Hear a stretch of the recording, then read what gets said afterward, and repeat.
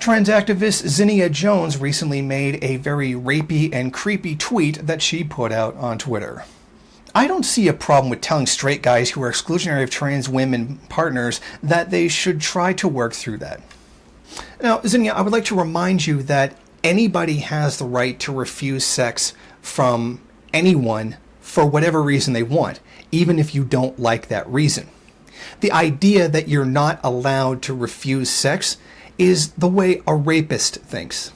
And this is by no means exclusive to Zinnia Jones. This is something that has really gone out in ID poll in trans circles. This idea that you have to be attracted to them, that if you are, say, a lesbian woman, you can't refuse to have sex with someone who identifies as female.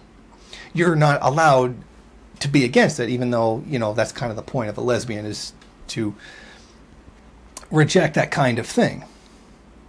But it's very interesting to note that not only did she make this, but then she put out a whole bunch of tweets in reply to the one that she made, justifying that position, saying, well, I'm not saying you're not allowed to say no. I'm just saying that people should question their preferences in that way to be more open, kind of thing.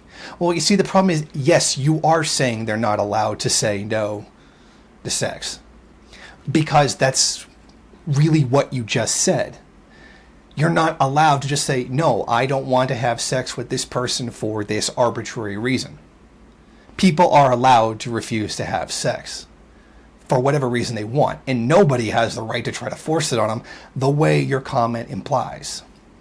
But isn't it very interesting that we see this, the complaint that someone can turn them down for sex, is very similar to the MRA, alt-right position of, the MGTOWs, the men going their way. Well, women don't want to have sex with us, and that's a kind of oppression, and then women are all bitches because they don't want to have sex with us. It's actually the same kind of thinking, and it's amazing how those two sides seem to have a lot in common. I would suggest that people who hold that position think twice about saying something like that you're not allowed to turn down sex, because people very much are allowed to do so.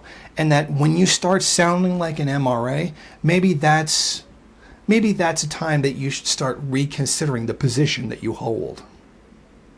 Thank you for watching. If you like this program, then please head over to my Patreon page and set up a monthly donation. It's your donations that keep this program running. Also, if you would like, please rate, comment, subscribe, and share in various social media.